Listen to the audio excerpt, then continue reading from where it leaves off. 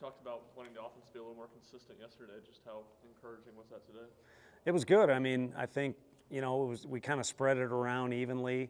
There was potential to have bigger innings, but I think overall, a couple of the arms we saw were good. Some of the at-bats where we didn't get any productivity out of them, Billy in particular had two where a guy hits a ball hard and you don't necessarily get something on the scoreboard for it, occurred as well. So, and then of course, we didn't hit two or arguably three times that we could have. But overall, I'm just glad we put together a complete weekend. That was a topic of conversation we got back from Arlington, and not that we didn't compete well there, but a whole weekend is a long time. It really starts with Thursday's practice, so you got to do whatever you can to prepare and compete as best as you can each and every day, and odds are you'll be a little physically and emotionally tired by the end of the weekend, but you don't want to leave any regrets on the table. How good was the bullpen effort today? I think at one time it was 17 straight, gave up no hits, just walked out one in the ninth. How was that effort from a lot of guys you wanted to get working? Yeah, I mean, just you immediately bring in the relievers. I mean, I think one of them standing behind me, but Banky, is nice to see him out there, but Banky threw the ball really, really well. And that's after a Friday get hot and we didn't use them. So the guys have different terms for that we'll leave to the imagination. But he got hot, didn't get to pitch, didn't show any signs of frustration, came in, and he seems to be just inching along ever since his first day here.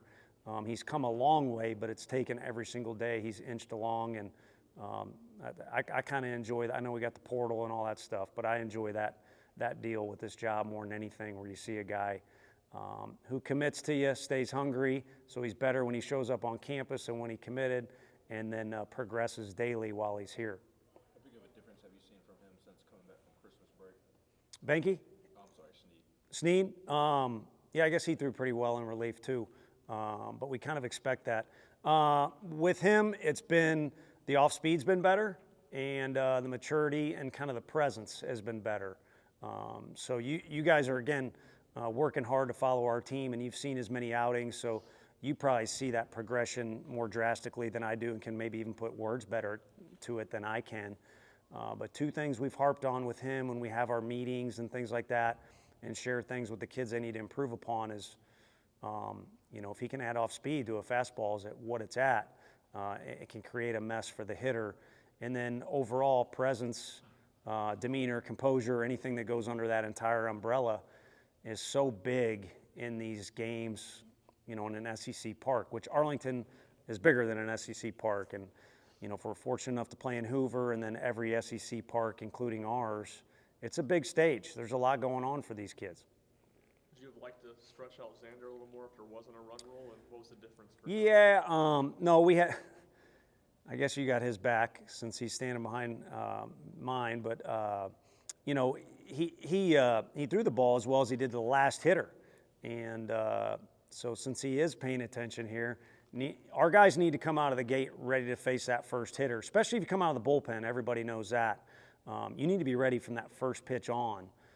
But for the way this staff's going to work out, if Russ is a little sore, I don't have any major update. I know that was a question yesterday, but we're going to be conservative with him and give him a few days. So I don't know if that means he'll miss this weekend, but he's certainly going to not be at his pitch count, for a couple weeks that he would normally. There's innings available. So other than Beam kind of being the one solidified starter on the weekend, everyone else is just going to have to mesh outs together for us. And we've got a defense that's fully capable and an offense that could be explosive at some point. So Xander and everybody else just needs to get us one out, whenever they're out there. And if they're out there for the full inning, then get us 3 outs for however you can, and we'll see where we're at after that. But to more directly your question 20 minutes later, we had one guy a little sore today who scratched himself from the rotation we kind of had mapped out. So if we would have known that ahead of time, Xander probably would have thrown 3 or 4. But that's okay. We'll roll with it. Guys are not going to be 100% between now and the end of the year. And a guy like Kirby, to me, it stinks he was hurt earlier, but he's going to be more fresh at the end of the year than he would have been. And a guy like Russ is going to gobble up all kinds of innings by the end of the year. But any innings he leaves on the table, there needs to be a guy like Schaefer or Hundley there to gobble it up. Hungry Hippo style. Which you guys, do you know? They probably don't know what Hungry Hippo is. I know it just happened a little while ago, but any update Yeah, no, those guys did a good job, and I don't know what to do in that situation. I'm not a doctor, so I kind of stay out of the way. But Dr. Klink is always in our dugout, which is awesome. He's a superstar. He and Woody both combined, put him through the natural protocol, but then I think we even got some of our stuff from football equipment, if I'm not mistaken. Again, I'm out of my element there, but he's good. He's good. So we'll see if we play it cautionary on Tuesday or not. This time of year, I kind of like doing it that way. But if he's not playing on Tuesday, it's kind of my choice, not his or Woody's. So that's a good sign, especially for a guy that missed a few games and a guy that's exciting to watch play. How would you assess Kavaris' ability as a center fielder right now? He's a center fielder. Alex Perry, I think, played third base 2 days in a row. He's a shortstop.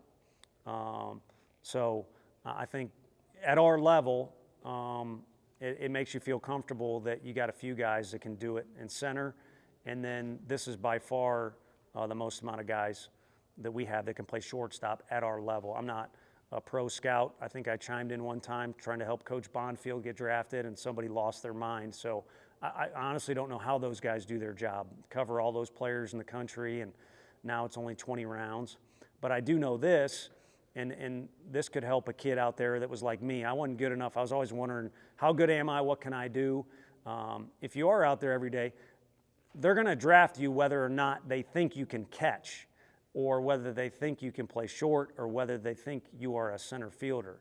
Just because you play shortstop or center field for your team, that doesn't mean what they're drafting you as. And they might even draft you and put a label next to your name, but drafted you for different reasons. Maybe they think you're a DH, but they have a position next to your name. So that's kind of a hot topic. I like guys staying loyal, and I like guys working hard for what they do if you kind of can read between the lines. But to speak for pro scouts one more time, we'll see if it gets me in hot water.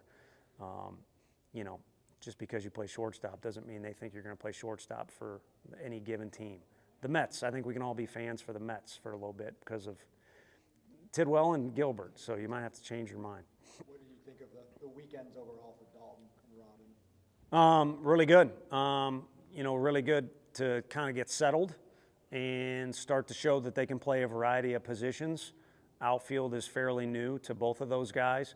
I've never told Dalton Bargo to go right. Again, something I think could be useful, because I wish I'd go back in time and play. I'm not any smarter than the next guy, but something that if a younger kid hears this that could help too is I've never told Dalton Bargo to go to right field ever.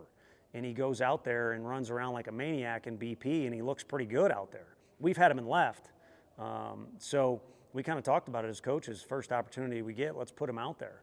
And I don't know that he had any plays to make out there today, but he's got a good enough bat. If he can force his way into that lineup, he'll be able to show everybody what he can do a little bit. So that occurred today. I guess the way that y'all have had, weekend rotations the past couple of years maybe could make some people forget the fact that it's pretty common to still be sorting these things out at this time of year. Is it, as a coach, kind of take you back to that mode where it often is like that, where you're trying to figure out? Yeah, and I think, sometimes it's because you want to play it off the matchup, the team that you're playing, how Friday went. I know Coach Anderson often, as a head coach, we've talked about it before, and he would, wait to see who's used out of the bullpen on Friday night to decide who's available for potentially Sunday. I know one Sunday at Missouri, Frank actually was at Oklahoma State, and we used 10 pitchers on a Sunday. The plan was one guy to throw each inning. We actually used a guy to bail somebody out. So, you end up with 10, and he laughed about it post-game, so I can't believe you guys got away with it. But it was what we needed to do with that particular staff, in our opinion. So I don't ever claim again to be smarter than the next guy. If you win, you look smart, and you might even, I know one time we made a poor decision and got away with it. And sometimes you make what is the right decision, and it just doesn't work out. So for this team in particular, again, I think it's evolving into a deal where we have a deep offense. Those guys need to stay hungry, but also be good teammates, and we'll do the best to keep everybody involved.